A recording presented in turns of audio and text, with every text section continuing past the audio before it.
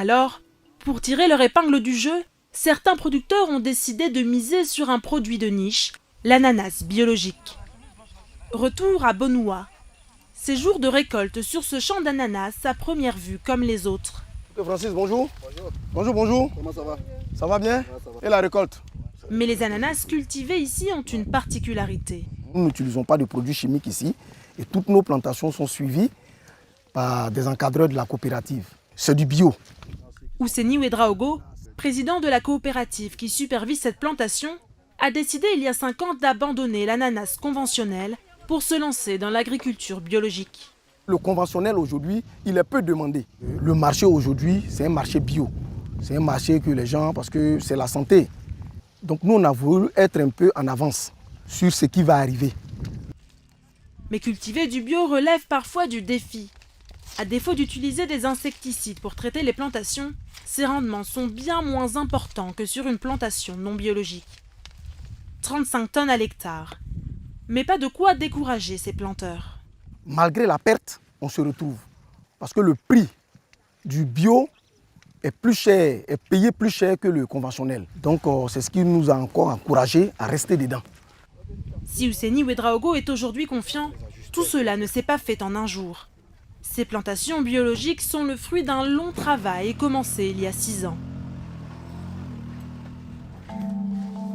Lorsqu'il fonde sa coopérative et fait le pari du bio en 2015, Ousseni Ouedraogo contacte l'organisme de certification EcoCert.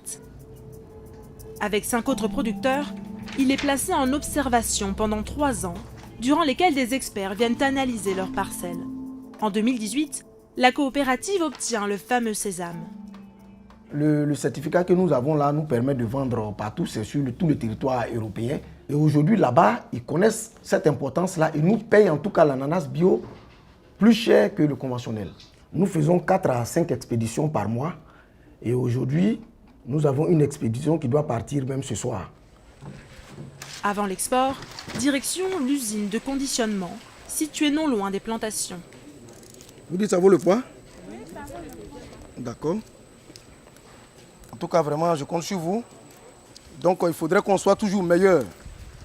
Ici, une quarantaine d'employés s'attellent à trier les ananas par poids et à les nettoyer avant le long périple qui les attend. Dans le voyage, il va nous faire pratiquement 12 à 13 à 14 jours en mer. Et étant là-bas aussi, il peut faire encore 2 semaines encore. Donc, c'est des ananas qui sont très résistants. Des ananas qui peuvent être mangés 1 mois après sans problème. À la fin de la journée, 1600 cartons de 12 kilos partiront pour le port d'Abidjan. Leur destination finale, la France. Le prix conclu avec les acheteurs est de 250 000 francs la tonne, ce qui permet à la coopérative de dégager une marge de 25 000 francs par tonne. L'année dernière, la coopérative a exporté 1800 tonnes d'ananas bio vers l'Europe. 1700 autres tonnes n'ont pas trouvé preneur à l'international. Cela est dû à la crise sanitaire même que tout le monde connaît. Donc les commandes n'étaient plus au beau fixe. Ça ne nous décourage pas. Et malgré les 1800 tonnes qui ont été embarquées, le reste a été vendu localement.